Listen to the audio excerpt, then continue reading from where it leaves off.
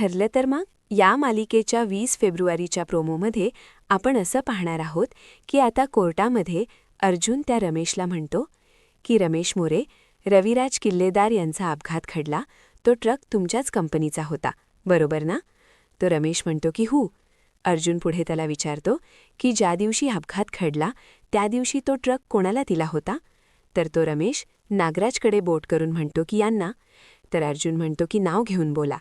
रमेश म्हणतो नागराज किल्लेदार यांना. कोर्टाने नागराजला अजून कस्टडी दिलेली असते तेव्हा कोर्टाच्या बाहेर नागराज सायली आणि अर्जुन यांना म्हणतो की सूड उगवता ना तुम्ही दोघं माझ्यावर? कसला सूड उगवताय तुम्ही दोघं माझ्यावर? मुद्दाम अडकवता आहात ना मला? याचं उत्तर सायली देते. ती म्हणते आम्ही काहीही मुद्दाम केलेलं नाही नागराज, तुझ्या कर्मानीच तुला अडकवलेला आहे.